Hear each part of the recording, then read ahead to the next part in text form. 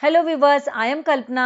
सो radio activity में एक बहुत ही इम्पॉर्टेंट कॉन्सेप्ट है जो अभी तक छूटा हुआ था, वो आज हम यहाँ पे कवर करेंगे कि न्यूक्लियस में क्या क्या चेंजेस होते हैं जब अल्फा, बीटा और गामा रेज का इमिशन होता है, वो आज हम यहाँ पे समझेंगे। बोर्ड इस रेडियो एक्टिविटी चैप्टर से अप्रोक्सीमेट 11 मार्क्स के क्वेश्चंस को कवर करता है। तो स्कोरिंग पॉइंट ऑफ व्यू से भी रेडियो एक्टिविटी बहुत ही इम्पोर्टेंट चैप्टर है और ये चैप्टर थोड़ा सिंपल भी है, जिसमें हम आराम से समझ के क्वेश्चंस को और इसमें अधिक से अधिक मार्क्स को स्कोर कर सकते हैं। तो चलिए समझते हैं कि emission of alpha, beta, gamma में किस तरीके से चेंजेस आते हैं न्यूक्लियस में। तो सबसे पहले हमें ये पता है कि रेडियो एक्टिविटी में रेडियो एक्टिव सब्सटेंस क्या करते हैं, अल्फा, बीटा और गामा रेडिएशन होता है। रेडिएशन के थ्रू ही उसके न्यूक्लियस में चेंजेस आते हैं और ये न्यूक्लियर फिनोमिना है। तो अब अपन यहाँ पे समझते हैं कि किस तरीके से अल्फा, बीटा और गामा रेज के एमिशन के साथ न्यूक्लियस में क्या क्या चेंजेस होते हैं।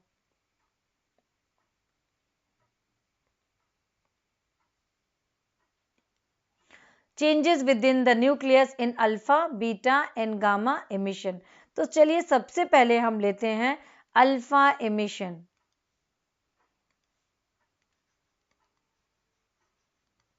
अल्फा एमिशन, अल्फा एमिशन को समझते हैं। अल्फा एमिशन में क्या होता है कि हमें ये पता है कि एटॉमिक नंबर क्या होता है। सबसे पहले अपन देख लेते हैं मास नंबर क्या होता है ए, और क्या है एटॉमिक नंबर। एटॉमिक नंबर होता है Z। सपोज अगर कोई X एक एलिमेंट है और एलिमेंट में हम इसे किस तरीके से लिखते हैं, तो Z हम यहाँ पे नीचे लिखेंगे और A हम यहाँ पे नीचे लिखेंगे। इस तरीके से अगर कोई एलिमेंट्स लिखा हुआ है, दैट मीन्स X क्या है, सिंबल ऑफ द एलिमेंट्स होगा और उस एलिमेंट का एटॉमिक नंबर Z है और उसका मास नंबर A है। तो सबसे पहले अपन समझते हैं कि अगर किसी भी रेडियो एक्टिव एलिमेंट से अल्फा रेज निकल रही हैं, तो अल्फा रेज निकलने से क्या होगा, मास नंबर इक्वल टू क्या होगा, मास नंबर में चेंजेस आएगा A-4। मीन्स जो भी उसका मास नंबर होगा उसमें वो कितना कम हो जाएगा, 4 नंबर कम हो जाएगा। और अगर एटॉमिक नंबर की बात करें तो atomic number Z-2, atomic number जो भी होगा उसमें से वो 2 माइनस हो जाएगा।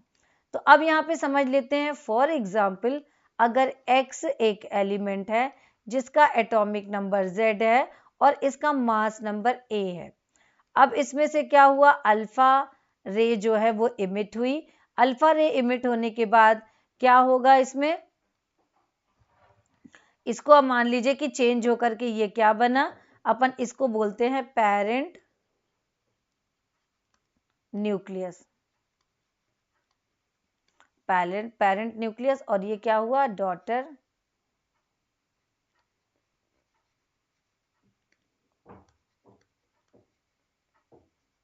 न्यूक्लियस। तो अभी अपन ने देखा कि Z कितना चेंजेस आते हैं, Z में 2 का चेंजेस आता है, मीन्स Z-2। और A में कितना का चेंज आता है, A-4 का चेंज आता है। और साथ में और क्या निकल रहा है यहाँ पे, helium alpha particle, that means helium 4 और 2 बाहर आ रहा है, इसीलिए इसमें क्या हो रहा है, 4 और 2 के चेंजेस आ रहे हैं। ये क्या हो गया, ये है अल्फा पार्टिकल। Alpha particle. अब अपन इसको एक एग्जाम्पल से समझ लेते हैं। फॉर एग्जाम्पल हमने लिया यूरेनियम।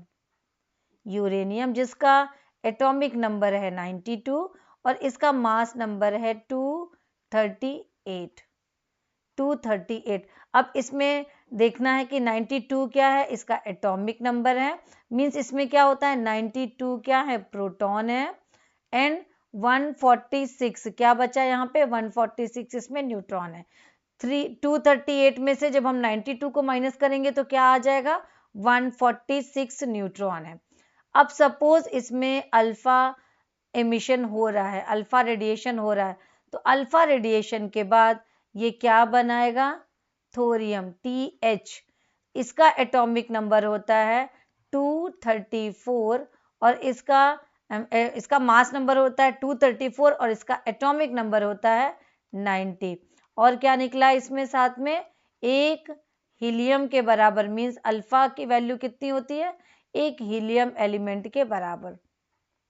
तो अब यहाँ पे हम देख रहे हैं कि अगर हम 238 में से 4 माइनस करेंगे तो क्या आता है, 238 में से 4 माइनस करेंगे तो आएगा 234, 92 में से 2 माइनस करेंगे तो आएगा 90, और 90 यहाँ पे थोरियम का एटॉमिक नंबर होता है।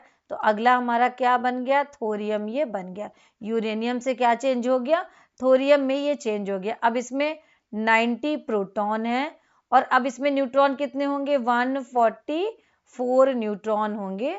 तो ये बन गया एक नया एलिमेंट। तो ये हुआ अल्फा एमिशन। अल्फा एमिशन के साथ ये प्रोसेस हमको देखने के लिए मिलती है। इसके बाद अब हम आते हैं beta emission. Beta emission, beta को किससे रिप्रेजेंट करते हैं, ये है इसका सिंबल। तो बीटा को when an unstable nucleus contain neutrons more than the proton, क्या होता है जब वो क्या करता है कि प्रोटॉन से ज्यादा उसमें न्यूट्रॉन होते हैं। अ न्यूट्रॉन में चेंज इनटू, किस में चेंज होगा, ये जैसे मान लो न्यूट्रॉन है 0 1, ये इसमें चेंज हो जाएगा क्या, प्रोटॉन में 1 1, और क्या निकल रहा है, एक इलेक्ट्रॉन निकलेगा -1 और 0। अब हम इसको समझते हैं। तो बीटा में क्या होता है कि जब बीटा का एमिशन होता है, तो जब मान लीजिए कि कोई भी प्रोटॉन है, मान लीजिए कि ये एक एलिमेंट है, हमने जिसको P से रिप्रेजेंट किया, ये है इसका एटॉमिक नंबर और ये है इसका मास नंबर। जब इसमें बीटा रे का एमिशन होता है तो ये इसके एटॉमिक नंबर में क्या होगा, चेंज आता है Z+1 हो जाएगा, और इसका जो ये है मास नंबर है वो एज इट इज यहाँ पे रहेगा, और ये कोई ना कोई इसमें चेंजेस आएगा, और अगला एलिमेंट P के बाद मान लीजिए ये Q बन रहा है। इसको अपन थोड़ा डिटेल में देखते हैं आगे। मान लीजिए कि P एक एलिमेंट है और जिसका एटॉमिक नंबर Z और मास नंबर A है। इसको हमने नाम दे दिया पेरेंट न्यूक्लियस। पेरेंट न्यूक्लियस, इसमें से निकली एक बीटा एमिशन हुआ। तो बीटा एमिशन मान लीजिए कि ये Q बना रहा है। तो Q में क्या देखा अभी ने, बीटा निकलने पे क्या होता है कि Z में हमेशा +1 होता है, और जो हमारा मास नंबर है एज इट इज रहता है। तो अब यहाँ पे क्या हो जाएगा, Z+1 और ये A एज इट इज रह गया, और क्या निकला साथ में, एक इलेक्ट्रॉन निकला -1 और 0। तो ये हो गया एक इलेक्ट्रॉन। इसको हम बीटा पार्टिकल एक इलेक्ट्रॉन के बराबर का होता है, इसलिए हमने E-1 0 से इसको रिप्रेजेंट किया। ये हो गई हमारी daughter nucleus.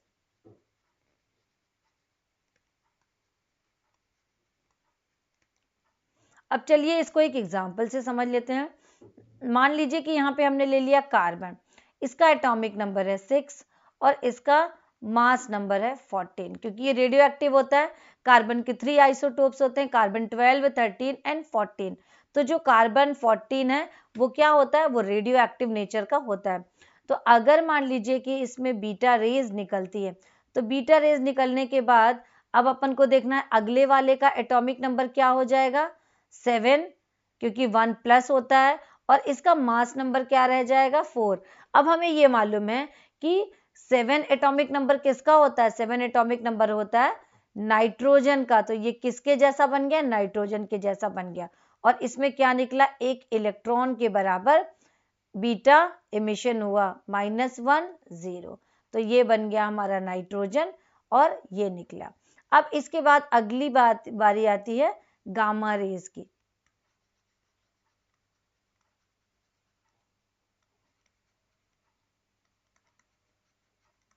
Gamma emission, gamma emission में क्या होता है, इसमें कोई चेंजेस नहीं होता है, लेकिन ये मोर पावरफुल एमिशन है, जो कि क्या करता है, बहुत ही थिक पार्ट को भी पेनिट्रेट करके आगे निकल जाता है।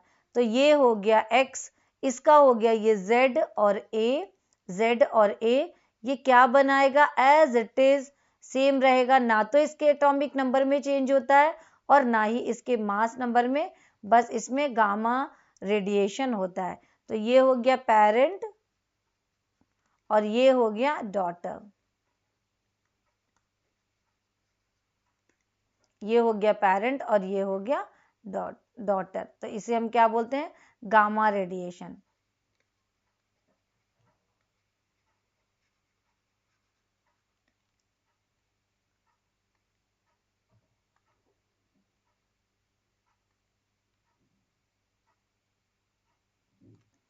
तो यहाँ पे हम देख रहे हैं कि इस x पे कोई चेंज नहीं आया है, means x as it is x है। तो हम इसको किस तरीके से आइडेंटिफाई करते हैं, इस x को हम क्या करते हैं, यहाँ पे स्टार लगा करके आइडेंटिफाई करते हैं। मीन्स क्या है, ये एक्साइटेड स्टेट है, x star, that means excited state, excited state. और ये क्या आएगा, आफ्टर गामा रेडिएशन या गामा एमिशन होने के बाद ये किस में आ जाता है, ग्राउंड स्टेट में, ग्राउंड स्टेट में ये आ जाता है, ग्राउंड स्टेट। चलिए इससे रिलेटेड कुछ क्वेश्चंस करके देखते हैं, तो अपन को ये अच्छे से और भी क्लियर हो जाएगा।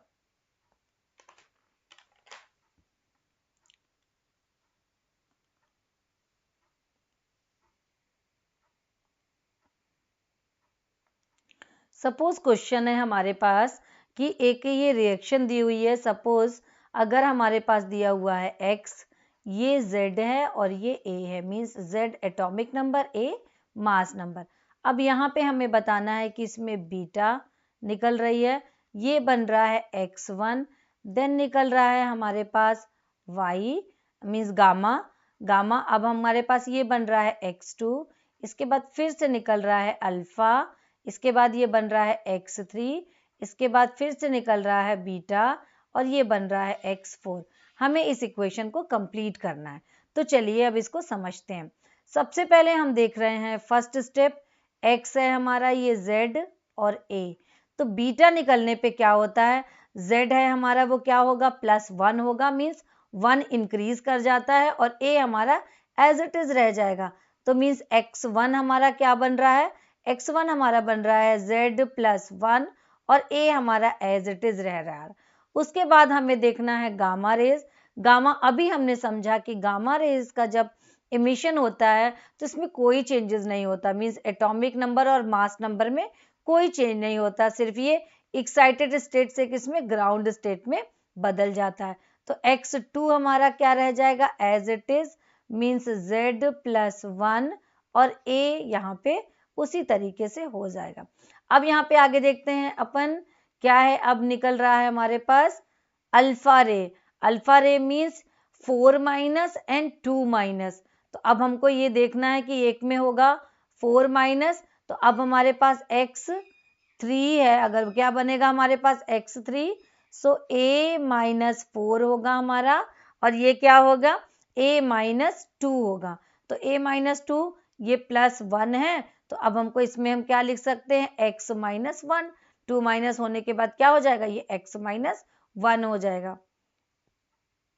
अब इसके बाद हम देखेंगे लास्ट वाला, जब क्या निकलेगा हमारे पास, बीटा।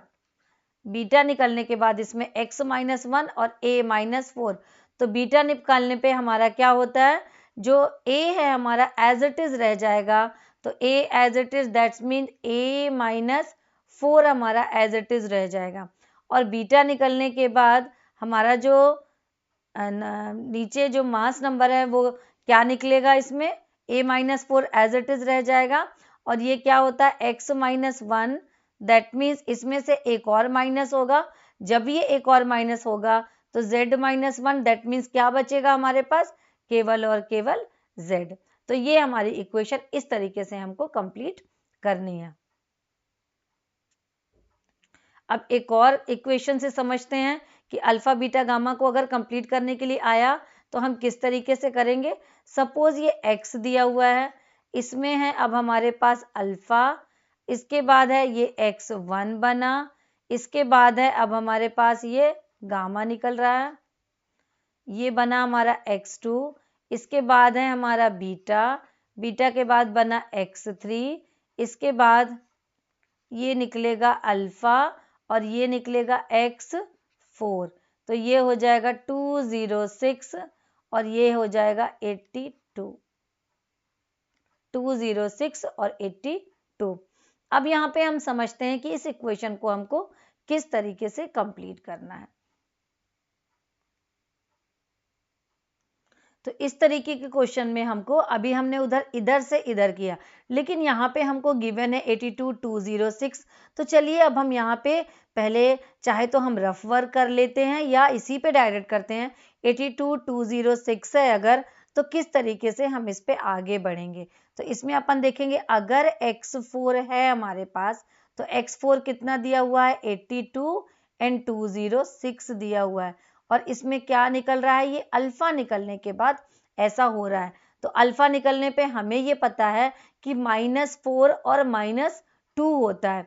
तो -4 और -2, अगर इसमें से -4 हुआ होगा तो ये कितना बना होगा, x3 हमारा कितना रहा होगा, ये हुआ होगा 2104 अगर हम इसमें ऐड कर दें, और 82 है तो ये रहा होगा 84। इसके बाद अब हम चेक करते हैं, अगर बीटा निकला होगा इसमें से, अगर इसमें से बीटा निकला होगा तो हमारा जो मास है x2 का, तो वो एज इट इज रहा होगा 210। इसके बाद अब ये क्या होगा, एक इंक्रीज कर जाता है, तो इंक्रीज कर जाने के बाद अब हमको यहाँ पे क्या है 83 होगा, ये 8 इंक्रीज कर जाएगा, दैट मीन्स ये 83 होगा। इसके बाद अब हम आगे बढ़ते हैं, अगर गामा निकलता है तो गामा निकलने पे क्या होगा, ये एज इट इज रह जाएगा, मीन्स 210 और ये क्या होगा 83, 210 और 83। इसके बाद अब हमें क्या देखना है कि अल्फा निकल रहा है, अल्फा निकल रहा है, दैट मीन्स कि 4 हमें क्या करना पड़ेगा, इसमें माइनस, और क्या यहाँ पे क्या होगा 2 माइनस, अल्फा निकलने पे हमारा क्या होता है माइनस होता है। तो माइनस होता है तो अगर हम इसके आगे बढ़ेंगे, ये माइनस हो के 210 बना है, तो ये क्या होगा हमारा x बनेगा यहाँ पे 214, x बनेगा हमारा 214 और 83 बना होगा 2 माइनस होके, तो ये होगा हमारा 85। तो इस तरीके से ये इक्वेशन हो गई हमारी कंप्लीट। तो इस तरीके से हमें आराम से ये ध्यान देना है कि अल्फा निकलने पे कितने नंबर्स इंक्रीज होते हैं और बीटा निकलने पे कितने नंबर जो है वो डिक्रीज होते हैं। ये चीज़ें हमें प्रॉपर ध्यान में रखनी है कि अल्फा होने पे क्या चेंज आएगा और बीटा होने पे क्या चेंज आएगा। तो आराम से हम इस तरह की इक्वेशन को एग्जाम में कंप्लीट करके अच्छे से अच्छे मार्क्स को स्कोर कर सकते हैं। तो चलिए फिर मिलते हैं नेक्स्ट वीडियो में। प्रैक्टिस करते रहिए इस टाइप के क्वेश्चंस को, क्योंकि रेडियो एक्टिविटी से बोर्ड हमारा 11 मार्क्स को कवर करता है, तो उसमें बहुत सारी ये होप होती है कि इस टाइप के क्वेश्चंस जरूर से ज़रूर आते हैं।